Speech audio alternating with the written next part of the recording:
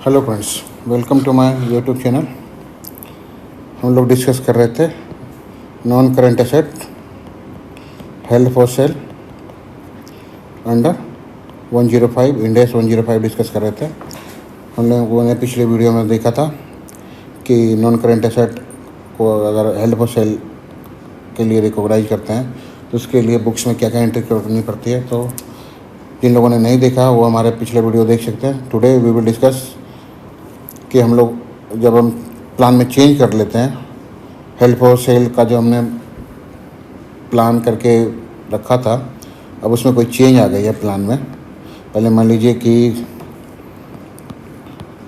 कोई एसेट था, ये ओपनिंग है, ये क्लोजिंग है, इस डेट पे हमने हेल्ड फॉर सेल के लिए रिकॉग्नाइज कर लिया।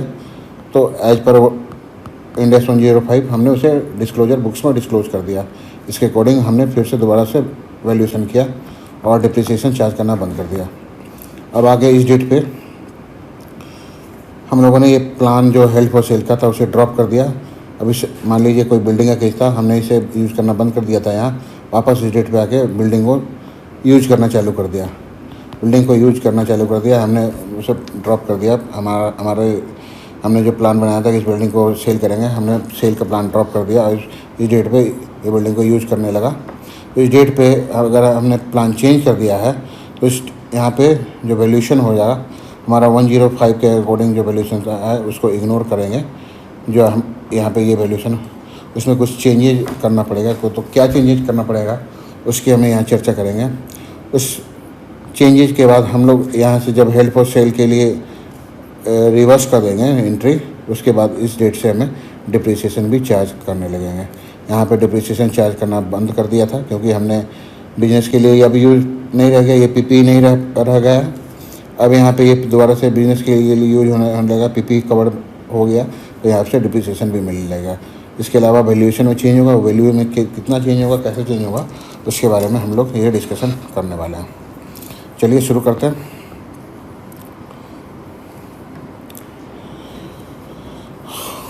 एक एग्जांपल लेते हैं जिससे आपको क्लैरिटी आएगी। बहुत ही इंपॉर्टेंट है कंसेप्ट है बेटे, ध्यान दीजिए। ये 21-22 का केस है। ओपनिंग बैलेंस हमारा 10 लाख आ रहा है बिगिनिंग में, डिप्रिसिएशन 10% है। एसेट क्लासीफाइड जो एक साथ है 1 जुलाई को 2021 को हेल्ड फॉर सेल के लिए क्लासीफाई किया। Recoverable amount as per Ind AS 36 एक साथ को 7 लाख रुपया था, क्वेश्चन में दे रखा है। 36 के अकॉर्डिंग रिकवरेबल अमाउंट दे रखा है। फिर एक साथ को ही fair value less cost of sale दे रखा है 6,80,000। इसका किसी लिए यूज होगा, इसका यूज होगा एक साथ 2021 को 105 के according impairment gain loss check करेंगे। ठीक है, 105 के लिए ये यूज होने वाला है। फिर आगे दे रखा है क्वेश्चन में आफ्टर 3 मंथ, 3 महीने के बाद, मतलब 1 जुलाई को हमने हेल्ड फॉर सेल के लिए क्लासीफाई किया।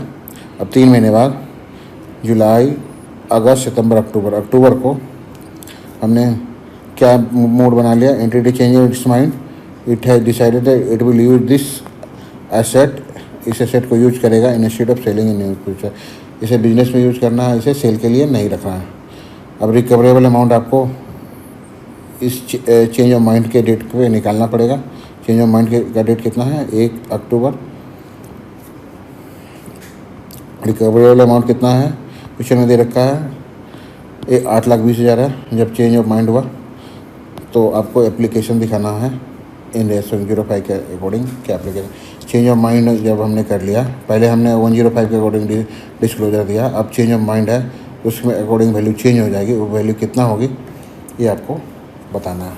तो आइए सीखते हैं 105 के अकॉर्डिंग अब हम कितना वैल्यू दिखाएंगे 1 अक्टूबर को। तो सबसे पहले हम क्या करेंगे, सबसे पहले हमने क्या किया होगा, 1/7/2000 को हमने 105 अप्लाई किया होगा। तो सबसे पहले 105 अप्लाई करेंगे। उसके लिए क्या करेंगे, उसके लिए हम क्या करेंगे, कैरिंग अमाउंट निकालेंगे पीपी का फर्स्ट स्टेप में बिफोर अप्लाइंग 105। बिना 105 अप्लाई किए 105 अप्लाई किए कैरिंग अमाउंट निकालेंगे। ये कैरिंग अमाउंट जो निकलेगा इम्पेयरमेंट लॉस हो गेन चेक करने के बाद निकलेगा। ठीक है, अगर कोई इम्पेयरमेंट लॉस का केस है तो उसे कंसिडर करें गेन का केस है इग्नोर करेंगे। फिर उसके बाद है जो वैल्यू निकल के आएगी उसको fair value less cost to sell से कंपेयर करेंगे। जो ये WDV आया आफ्टर इम्पेयरमेंट लॉस उसको चेक करेंगे, कंपेयर करेंगे। फिर अगर कोई फर्दर डिक्लाइन है, फर्दर अगर वैल्यू कम हो जाता तो उस डिक्लाइन को बुक्स में रिकॉग्नाइज करेंगे as a impairment loss under 105, ठीक है। और उस डेट से मतलब जिस डेट पे हमने एसेट को क्लासीफाई किया as a held for sale, उस डेट के बाद डिप्रिसिएशन चार्ज करना बंद कर देंगे, ठीक है। अब बुक्स में क्या एंट्री करेंगे, डिप्रिसिएशन की एंट्री करेंगे 3 महीने के लिए, 1 साल तक डिप्रिसिएशन लगाएंगे। फिर इम्पेयरमेंट लॉस लगाएंगे 36 के अकॉर्डिंग। फिर डिक्लाइन में वैल्यू में डिक्लाइन होगी 105 के अकॉर्डिंग। ये भी एक तरह का इम्पेयरमेंट ही है अंडर 105।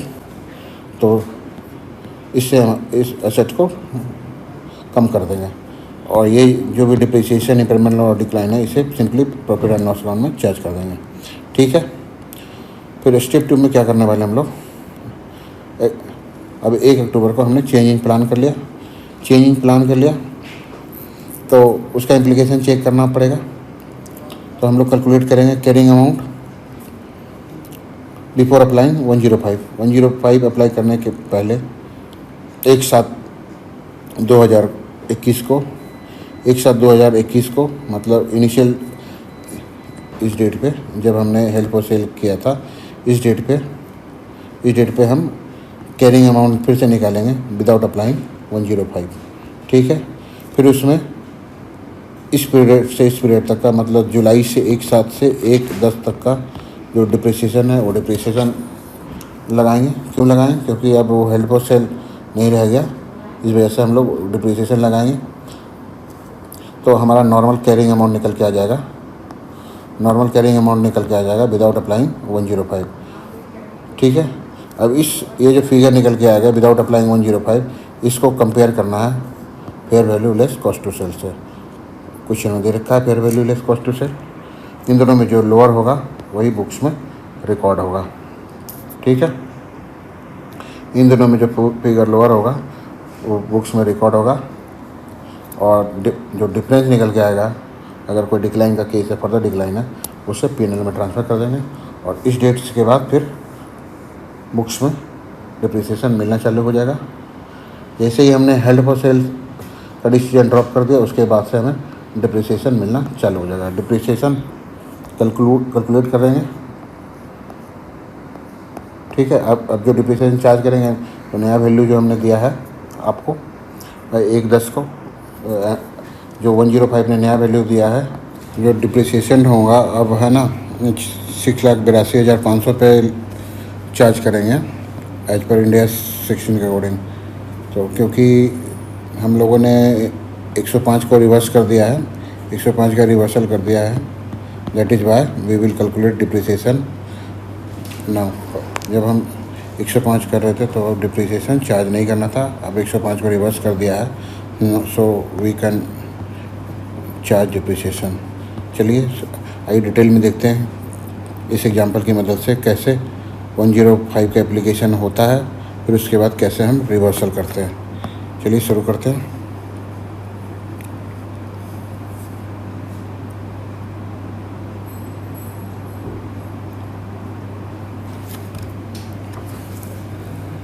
क्वेश्चन में दे रखा है अकाउंटिंग ईयर 2021 है।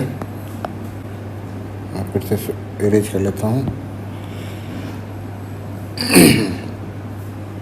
अकाउंटिंग ईयर जो दे रखा है वो 2021 का है, मतलब करंट ईयर का ही दे रखा है 2021 है। इस डेट पे 1 लाख रुपये 10 लाख रुपये वैल्यू है। PPE का डिप्रिसिएशन 10% की दर से कह रहा है। एसेट इस डेट पे 1/7 को HFS क्लासीफाई हो गया और रिकवरेबल अमाउंट इंडिया 36 के अनुसार 7 लाख रुपये दे रखा है। Cost to sell fair value less cost to sell 6,80,000 है। इसका क्या यूज होगा, एप्लीकेशन ऑफ 105 की एप्लीकेशन के लिए इसका यूज होगा for purpose of comparison. After 3 month entity change in mind, यहाँ पे अप्लाई किया और 3 मंथ बाद यहाँ पे मान लो इन्होंने चेंज इन माइंड चेंज हो गया उनका, माइंड चेंज हो गया। अब वो कह रहे कि हम यूज करेंगे, decided it will use this asset instead of selling it near future. उनका माइंड चेंज हो गया, अब उसको बिजनेस में यूज करेंगे। बिजनेस में यूज करेंगे तो इसका क्या मतलब, ये पीपी ट्रीट होगा। पीपी ट्रीट होगा तो इसमें क्या डिप्रिसिएशन अब मिलेगा, यहाँ से डिप्रिसिएशन मिलना चालू हो जाएगा। इस डेट से डिप्रिसिएशन मिलना बंद हो गया, ठीक है। इस डेट से इस डेट तक, जिस डेट से हमने क्लासीफाई कर दिया HFS हेल्ड फॉर सेल, उस डेट से डिप्रिसिएशन मिलना बंद हो गया। Recoverable amount on 1/10/2001 is to be assume at, इस डेट पे रिकवरेबल अमाउंट फिर से दे रखा है 8,20,000। इसका क्या यूज होगा, इसका यूज हम करेंगे HFS 105 के एप्लीकेशन के लिए, सो एप्लीकेशन ऑफ 105, ठीक है। तो सबसे पहले हम लोग क्या कैलकुलेट करेंगे, कैरिंग अमाउंट और पीपी कर निकालेंगे बिफोर अप्लाई 105।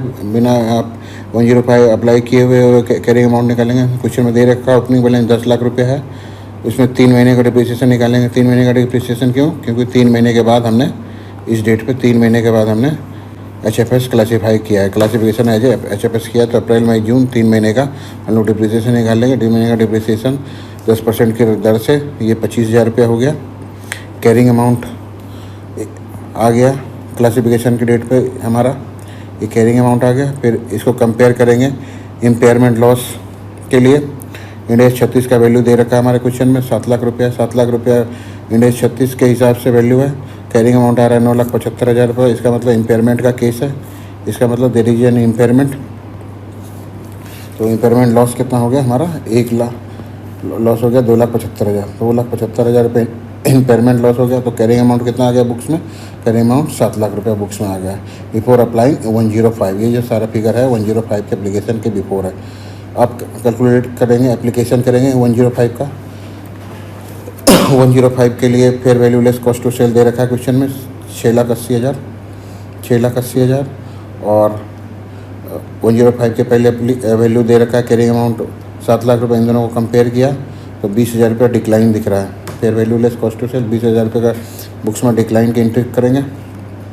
तो नया WDV आ गया आफ्टर 105, वो 6,80,000 रुपया होगा। और इस 6,80,000 रुपये पे डिप्रिसिएशन कह रहा है नहीं मिलेगा। Depreciation will not be charge on 6,80,000 in future. क्यों नहीं मिलेगा, क्योंकि 105 के एप्लीकेशन के बाद डिप्रिसिएशन चार्ज नहीं कर सकते, क्योंकि वो पीपी नहीं रह गया, अब वो हो गया नॉन करंट एसेट हो गया, ठीक है। पीपी से हमने नॉन करंट एसेट बना दिया, इसीलिए डिप्रिसिएशन नहीं मिलेगा। इसके लिए जर्नल एंट्री क्या करेंगे, डिप्रिसिएशन 3 महीने के लिए हमने लगाया। 3 महीने के लिए depreciation account debit 25,000। Impairment loss जो इंड AS 36 के अकॉर्डिंग आ गया 2,75,000। और डिक्लाइन इन वैल्यू 105 के कारण डिक्लाइन आ गया वैल्यू में, वो कितना है 20,000 रुपये।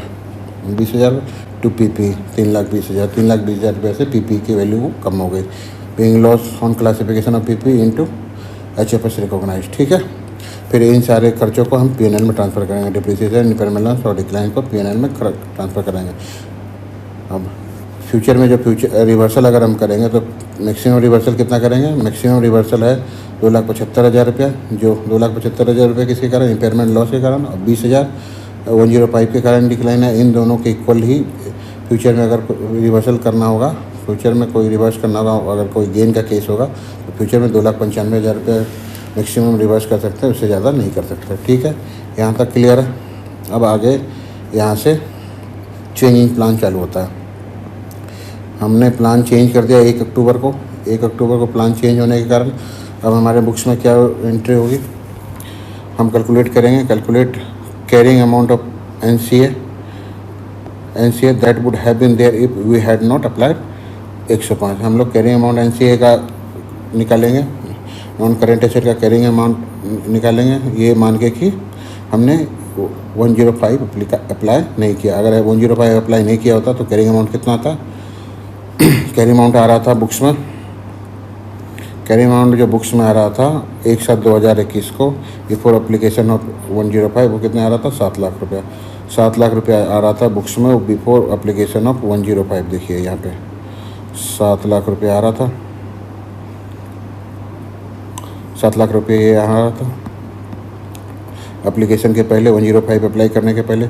इस पर हम लोग 3 महीने का डिप्रिसिएशन चार्ज करेंगे। 3 महीने का डिप्रिसिएशन क्यों, 3 महीने का डिप्रिसिएशन इसलिए बेटे क्योंकि इस डेट में हमने HFS क्लासीफाई कर दिया। उसके 3 महीने बाद हमने विड्रॉ कर लिया प्लान, अक्टूबर में 1/10 को विड्रॉ कर लिया प्लान चेंज बनाया। तो इस 3 महीने का हमें डिप्रिसिएशन लगाना पड़ेगा, सो दैट कि हम कैरिंग अमाउंट इस डेट पे कैरिंग अमाउंट तभी पहुँचेंगे जब हम डिप्रिसिएशन लगाएंगे। तो हमने 3 महीने का डिप्रिसिएशन लगा, 3 महीने का डिप्रिसिएशन 17,500 हो गया। तो नॉर्मल कैरिंग अमाउंट क्यों, विदाउट एप्लीकेशन ऑफ 105। तो नॉर्मल कैरिंग अमाउंट 1/10 को हमारा निकल गया, ये 1 अक्टूबर को नॉर्मल कैरिंग अमाउंट निकल गया। अब इस कैरिंग अमाउंट को fair value less cost to sell से कंपेयर करेंगे। इस कैरिंग अमाउंट, ये कैरिंग अमाउंट जो आ रहा है, इसको fair value less cost to sell से कंपेयर करें। Fair value less cost to sell question में दे रखा है, कितना दे रखा है, 8,20,000 रुपये। 8,20,000 रुपये 1/10 को दे रखा है, ठीक है। इस क्वेश्चन में 2 fair value less cost to sell रखा है। ये HFS के एप्लीकेशन के लिए कंपेयर करेंगे, एक साथ को कंपेयर करेंगे, ये करेंगे 1/10/2001 को, दो वैल्यू दे रखा है। तो 1/10 वाली वैल्यू हम उठाएंगे। 1/10/2021 को जो वैल्यू दे रखा है, उस डेट का हमने कैरिंग अमाउंट ले लिया। और जो बिना एप्लीकेशन किए हुए आफ्टर डिप्रिसिएशन लगाने के बाद जो कैरिंग अमाउंट आ गया, नॉर्मल कैरिंग अमाउंट, उससे कंपेयर किया तो वैल्यू हमारा कौन सा कम आ रहा है, नॉर्मल कैरिंग अमाउंट की वैल्यू कम आ रही है। तो ये हमारा बुक्स में रिकॉर्ड कर देंगे। 6,82,000 रुपये नए एसेट को बुक्स में रिकॉर्ड कर देंगे, 6,82,000 रुपये, 6,82,500। और जो डिफरेंस अमाउंट जो था अभी, वैल्यू अंडर 105 कितना था, 6,80,000 हमने रिकॉर्ड किया था। देखिए यहाँ पे 6,80,000 हमने रिकॉर्ड किया था। और विदाउट 105 हमारा वैल्यू कितना निकल के आ रहा है, 6,82,500, ठीक है। तो ये 2,500 रुपये का हमारा एसेट में इंक्रीज आ रहा है। 105 6,80,000 रुपये आ रहा है हमारा पहले से, जबकि विदाउट एप्लीकेशन कितना आना चाहिए, 6,82,500 आना चाहिए। 2,500 रुपये ज़्यादा आना चाहिए। तो हम 2,500 रुपये से 2,500 से एसेट्स को बढ़ा देंगे, PP account debit to reversal of loss. ये 2,500 रुपया क्या करेंगे, लॉस को रिवर्स करेंगे। ये गेन है तो इसलिए इस गेन को रिवर्स करेंगे। जो अर्लियर लॉस था उसको रिवर्स करेंगे, रिवर्सल ऑफ लॉस को P&L में रिकॉग्नाइज करेंगे। अब ये जो नया डिप्रिसिएशन कैलकुलेट करेंगे 1/10/2000 से 1/10 से 31 मार्च तक के लिए जो डिप्रिसिएशन कैलकुलेट के वो इस वाले वैल्यू पे कैलकुलेट होगा, ठीक है। सिंपल है, कोई टेक्निकलिटी नहीं है। आगे बढ़ते हैं, एक और क्वेश्चन देखते हैं, आपको क्लियर होगा। क्वेश्चन नंबर 3 देखिए बेटे। क्वेश्चन नंबर 3 कहता है, S limited purchase a property for 6 lakh on 1 April 2001। The useful life of property कितना है, 15 साल कह रहा है यूजफुल लाइफ ऑन मार्च 2003, मतलब 2 साल बाद। S limited classified property held for cell, 2 साल बाद इसको हेल्ड फॉर सेल क्लासीफाई कर लिया, ठीक है। The impairment testing provide estimated recoverable amount. Impairment India 36 की वैल्यू कितना है, 4,70,000। Fair value less cost to sell कितना है 31 मार्च को, 4,60,000। ये वैल्यू पर मार्क कीजिए। ये वैल्यू जो है ये HFS की वैल्यू हेल्ड फॉर सेल के लिए इंपॉर्टेंट है। और 31 March 2004 management change the plan as property no longer meet the criteria. एक साल बाद मैनेजमेंट ने अपना प्लान चेंज कर लिया और उसे बिजनेस के लिए यूज करना है। तो अब रिकवरेबल अमाउंट, ये जो अब नया रिकवरेबल अमाउंट प्लान चेंज करने के रेट पे 5 लाख है। पहले ये 4,60,000 था। ये एप्लीकेशन 105 के एप्लीकेशन के लिए यूज होगा और इसको 105 के रिवर्सल के लिए यूज करना है, ठीक है। दोनों में ये अंतर है।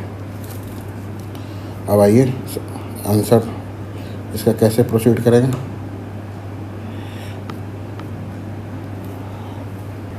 कैलकुलेशन ऑफ वैल्यू एसेट 31/3/2003 को एसेट की वैल्यू कैलकुलेट करेंगे। कैरिंग अमाउंट कितना है 31/3 को before application of 105। Original cost कितना आ रहा है 6 लाख रुपया एसेट का। 2 साल के लिए डिप्रिसिएशन निकालेंगे तभी हम 31/3/2003 की वैल्यू पे पहुंचेंगे। ये वैल्यू 2001 की दे रखी है, हमें 2003 तक पहुंचना है। तो 2 साल का डिप्रिसिएशन लगाना है। 2 साल का डिप्रिसिएशन लगा दिया। 15 साल की लाइफ थी, 2 साल का डिप्रिसिएशन लगाया, 80,000 रुपये आया। नॉर्मल कैरिंग अमाउंट निकल के आ गया। अब हमें रिकवरेबल अमाउंट दे रखा है क्वेश्चन में 4,36,000 रुपये। इंड एस 36 की वैल्यू दे रखी है रिकवरेबल, तो हमारा इम्पेयरमेंट लॉस निकल के आ गया 50,000 रुपये एज पर इंड एस 36। ठीक है, तो रिवाइज कैरिंग अमाउंट कितना हो गया? रिवाइज कैरिंग अमाउंट 4,70,000 रुपया हो गया। रिवाइज कैरिंग अमाउंट 50,000 रुपये का इम्पेयरमेंट लॉस हो गया। अभी इस रिवाइज कैरिंग अमाउंट को 105 के लिए वैल्यू जो दे रखा है ये क्वेश्चन में, उससे कंपेयर करेंगे तो fair value less cost to sell कितना दे रखा है 31/3/2003 के डेट पे? ये दे रखा है 4,60,000 रुपये। 4,60,000 को रिवाइज कैरिंग अमाउंट से कंपेयर करेंगे तो 10,000 रुपये का हमारा डिक्लाइन इन वैल्यू है, फर्दर डिक्लाइन है। तो हम नए वाले एसेट को कितने पे रिकॉर्ड करेंगे? इस एसेट अब एसेट को रिकॉर्ड करेंगे 4,60,000 पर रिकॉर्ड करेंगे। एक ऑन 31/3/2003 को 4,60,000 वैल्यू रिकॉर्ड करेंगे और इसे क्लासीफाई करेंगे non current asset held for cell, और इस पर डिप्रिसिएशन मिलना अब बंद हो जाएगा। ठीक है, और टोटल इम्पेयरमेंट बुक्स में कितना आ गया? 50,000 रुपया आया एक on account of end AS 36 और 10,000 on account of end AS 105। Total 60,000 impairment है। लेटर ऑन अगर कभी रिवैल्यूएशन गेन आ गया तो मैक्सिमम हम 60,000 रुपये रिवर्स करेंगे, इससे ज़्यादा रिवर्स नहीं करेंगे। ठीक है, उससे एडजस्ट करेंगे। अब हमने चेंजिंग प्लान कर लिया 31/3/2004 को, एक साल बाद आफ्टर चेंजिंग प्लान। अब हम कैलकुलेट करेंगे कैरिंग अमाउंट बिफोर अप्लाइंग 105। बिना 105 अप्लाई किए कैरिंग अमाउंट कैलकुलेट करेंगे। नॉर्मल कैरिंग अमाउंट हमारा क्वेश्चन में कितना आ रहा था बिफोर अप्लाइंग 105? ये 4,70,000 आ रहा था। ये 4,60,000 रुपया जो हम एप्लीकेशन के लिए यूज किए थे fair value less cost to sell, वो हम इग्नोर कर देंगे, मानेंगे कि हमने प्लान अप्लाई नहीं किया। और एक साल का हमें डिप्रिसिएशन निकालना है, क्योंकि ये वैल्यू दिया हुआ है 4,70,000 जो वैल्यू दिया हुआ है 31/3/2003 का दिया रखा, हमें 2004 में निकालना है। तो 2004 में हमने डिप्रिसिएशन, एक साल के लिए हमने डिप्रिसिएशन नहीं लगाया होगा, तो हम डिप्रिसिएशन लगाएंगे एक साल के लिए। अब वैल्यू हमारी प्रॉपर्टी की लाइफ कितनी रह गई? 15 साल माइनस 2 ईयर्स, 13 साल रह गया। 13 साल की लाइफ मान के एक साल का डिप्रिसिएशन लगा दिया। एक साल का डिप्रिसिएशन निकल के आ गया ये carrying amount as on 31/3/2004 without applying 105। ये इतना आ गया, ये कैरिंग अमाउंट आ गया बिना एप्लीकेशन किए। अब इस पर रिकवरेबल अमाउंट 31/3/2004 को क्वेश्चन में दे रखा है 5 लाख रुपया। ठीक है, 1,31/2004 को दे रखा है 5 लाख रुपया, और हमारा ये कैरिंग अमाउंट कितना आ रहा है 4,33,000। तो डिफरेंस अमाउंट जो हो गया, वो इम्पेयरमेंट लॉस हो गया। एग्जिस्टिंग अमाउंट अंडर 105 4,60,000 रुपया। New carrying amount after changing plan 4,33,000 difference है। उससे पहले ये समझिए, ये तो बात की बात है। रिकवरेबल अमाउंट कितना आ गया? रिकवरेबल अमाउंट 31/3/2004 को बुक्स में दे रखा है 5 लाख रुपया, हमारे क्वेश्चन में दे रखा है 5 लाख रुपये रिकवरेबल अमाउंट। ठीक है, तो इन दोनों में जो भी कम है, इन दोनों में जो भी कम है उस पर हम रिकॉर्ड करने लगे एसेट को। तो हमने एसेट को 4,33,846 पर रिकॉर्ड करना है बिफोर अप्लाइंग।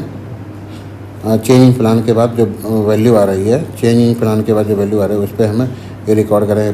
पर रिकॉर्ड करने से पहले हमने कंपैरिजन किया उस डेट पे कितनी वैल्यू आ रही है। अरे रिकवरेबल अमाउंट 5 लाख और इसमें जो कम है तो उस पर हमने एसेट को रिकॉर्ड कर दिया। 4,33,846 पे एसेट को रिकॉर्ड कर लेंगे। New carrying amount after changing plan ये आ गया। ठीक है, एग्जिस्टिंग जो हम बुक्स पर रिकॉर्ड कर रखे हैं 4,60,000 पे रिकॉर्ड कर रखे हैं, तो डिफरेंस है 26,000 रुपये का। It will be return of in profit and loss at the time of changing plan. ठीक है, इसे प्रॉफिट एंड लॉस में ट्रांसफ़र करें। तो ओवरऑल जो कंसेप्ट है उसको मैं समराइज़ करता हूँ।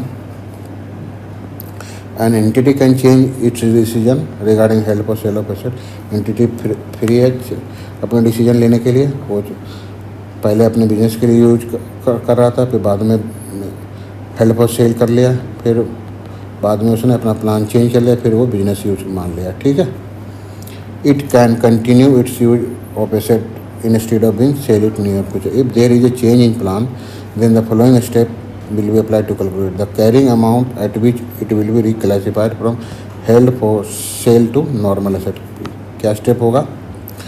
सबसे पहले हम क्या कैलकुलेट करेंगे? First of all calculate normal carrying amount of such asset without applying 105, बिना 105 अप्लाई किए normal carrying amount, but after India 36 निकलना है। Find recovery amount as per India 36 on the same date. इन दोनों को कंपेयर करेंगे, इस वैल्यू को कंपेयर करें। Consider lower amount step 1 step 2 and new carrying amount after reclassification. Step 4 में क्या करेंगे? Find out change in carrying amount and transfer it to PNL में। चेंज कितना होगा? चेंज होगा वैल्यू ऑफ एनसी एच पर अंडर, जो पहले हमने रिकॉर्ड कर रखा था, और न्यू वैल्यू जो रखा था, दोनों का जो चेंज है उसे पीएनएल में ट्रांसफ़र कर देंगे। यहाँ तक क्लियर है? चेंजिंग प्लान का सिंपल है, उसमें कोई टेक्निकलिटी नहीं है। आप वीडियो को दोबारा देख सकते हैं। मैं वीडियो को लंबा नहीं करना चाहता, इसलिए दोबारा नहीं जा रहा। आप वीडियो को दोबारा बैक करके देख सकते हैं। एक्सेप्शन 1 ईयर का क्या एक्सेप्शन है? If non current asset help for cell is not sold by entity within 12 month. हमने एसेट को क्लासीफाई कर लिया नॉन करेंट एसेट और 105 अप्लाई कर दिया, तो हमें 12 महीने के अंदर एसेट को सेल कर देना है। अगर 12 महीने के अंदर एसेट को सेल नहीं किया तो हम मान लेंगे कि नॉन करेंट एसेट नहीं है, रिक्लासिफिकेशन को चेंज करना होगा। तो वही है, if non current asset help for sale is not sold by entity within 12 month from the date of classification as help for sale, then it will assume that entity change in mind. Entity ने अपना mind change कर लिया and we will follow the entire procedure, जो अभी हमने discuss किया था वही प्रोसीजर फॉलो करेंगे, ठीक है। तो 12 महीने का टाइम है एंटिटी को एसेट को सेल करने के लिए। 12 महीने के अंदर सेल कर दिया तो ठीक है, नहीं तो हम लोग जो अभी स्टेप डिस्कस किया था वो स्टेप फॉलो करेंगे और 105 का रिवर्सल कर देंगे। पर इस ये 12 महीने वाला कंसेप्ट 2 केस में नहीं अप्लाई होता है। पहला केस है कि अगर जो बिजनेस एंटिटी है, जो कंपनी है, उस एंटिटी है, वो प्रूव कर देता है कि जो 12 महीने में नहीं बेच पाए, वो ना बेच पाने का रीज़न उसके कंट्रोल के बाहर था। वो चाह के भी 12 महीने के अंदर नहीं बेच पाया क्योंकि वो उसके कंट्रोल के बाहर था। जैसे मान लीजिए कोविड का केस आ गया, सारी बाज़ारें बंद हो गई साल भर के लिए, तो कोई ग्राहक नहीं मिल पाया, तो हमने बेच नहीं पाया। तो reason was beyond this control due to which remained unsold. और दूसरा कंडीशन क्या है? It is still committed to plan, और स्टिल वो कमिटेड, स्टिल वो बेचना चाहता है, पर जो रीजन है वो उसके कंट्रोल के बाहर है, वो उस पर उसका कोई कंट्रोल नहीं है, ना बेच पाने का, ना उसका कोई, या तो हो सकता है कोई बायर नहीं मिल रहा, डिस्पाइट देयर विल, बेचना चाह रहा है पर कोई बायर नहीं मिल रहा, ये हो सकता है। तो ये अगर ये 2 रीजन है तो ये 12 महीने वाला कंसेप्ट नहीं अप्लाई होगा। 12 महीने के से ज़्यादा भी हो गया हो तो भी हम उसे क्लासीफाई करेंगे as held for sale. Event after balance sheet, next concept है event after balance sheet date. Balance sheet date के बाद मान लीजिए कोई चेंज आ जाता है एसेट के वैल्यू में, तो उससे हम कैसे रिकॉर्ड करेंगे उसके बारे में चर्चा करें। उसको है ना, बैलेंस शीट के बाद पे जो कोई चेंज आता है उसको इनकॉर्पोरेट नहीं करेंगे in any case. As per provision of India 105, event after balance sheet date shall not be incorporated in any case. किसी भी हालत में, किसी भी सूरत में हम ऐसे चेंज को बुक्स में रिकॉर्ड नहीं करेंगे which are related with asset held for sale. इसके 2 केस हो सकते हैं, बैलेंस शीट एक डेट पे और आफ्टर बैलेंस शीट डेट पे, बट बिफोर अप्रूवल। अप्रूवल का मतलब board approval. Balance sheet date पे क्या घटना हो? There is no asset under 105 में हमने कोई क्लासिफिकेशन नहीं किया, और अब बैलेंस शीट डेट के बाद मतलब 31 मार्च के बाद हमने एंटिटी डिसाइड कर लिया कि एनसीए हेल्ड करें, एनसीए क्लासीफाई करेंगे। तो इस केस में क्या होगा? रियल्टीज़ का होगा नो एडजस्टमेंट, कोई एडजस्टमेंट नहीं होगा बैलेंस शीट डेट पर, क्योंकि बैलेंस शीट डेट पर एसेट ही नहीं है। बैलेंस शीट डेट पर एसेट ही नहीं है तो हम कोई चेंज नहीं करेंगे, कोई एडजस्टमेंट नहीं करेंगे, ठीक है। बैलेंस शीट पहले देखिए, फिर से समझिए, there is no asset on balance sheet date, और बैलेंस शीट डेट के बाद आप बोर्ड अप्रूवल के पहले एनसीए क्लासीफाई कर लिया, तो कोई एडजस्टमेंट नहीं होगा। दूसरा केस है कि बैलेंस शीट डेट पे एसेट थी, बाद में entity change decision, we will still apply 105, क्योंकि हमने बैलेंस शीट डेट पे 105 अप्लाई कर चुके होंगे, तो हम लोग अप्लाई करते रहेंगे। It means that there will be no, इस केस में भी कोई एडजस्टमेंट नहीं, कोई फर्दर एडजस्टमेंट, अकाउंटिंग एडजस्टमेंट नहीं होगा। तो बैलेंस शीट डेट के बाद कोई इवेंट हो जाती है, उस केस में कोई एडजस्टमेंट की ज़रूरत नहीं होगी, बट इसका प्रॉपर डिस्क्लोजर हमें नोट टू अकाउंट में देना होगा। Disclosure can be given for event after balance sheet date in note to account. ठीक है।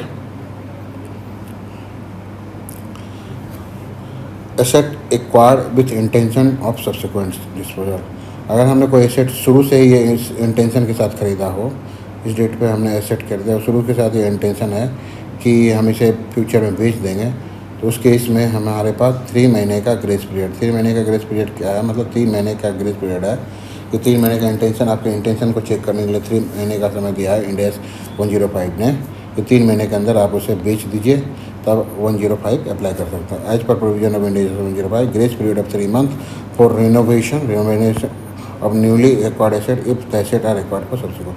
हमने अगर कोई बिल्डिंग हमने बाद में बेचने के लिए ख़रीदा है, तो हमारे पास 3 महीने का समय है डिस्पोजल के लिए। 3 महीने तक हम उसे हेल्ड फॉर सेल दिखा सकते हैं। 3 महीने के बाद 3 महीने तक अगर नहीं बेचा हमने, तो उसे वापस रिवर्सल की एंट्री डालनी होगी, जैसे कि हमने अब वो पिछले स्टेप में बताया।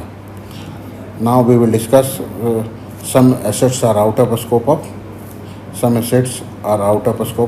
This Ind AS। वे कौन कौन सी एसेट है? पहला है DTA, डेफर्ड टैक्स एसेट, जो कि इंड AS 12 के अकॉर्डिंग है। दूसरा retirement benefit as per Ind AS 19, retirement benefit related जो एसेट है एज पर इंड AS 19 वो इससे बाहर है, DTA बाहर है।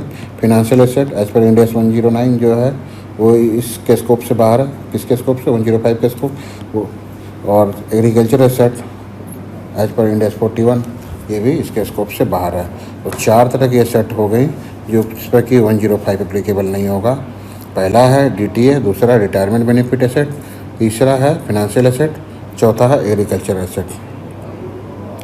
नेक्स्ट वीडियो में हम लोग डिस्कस करेंगे, बहुत ही इंपॉर्टेंट कंसेप्ट है, disposal group, held for cell.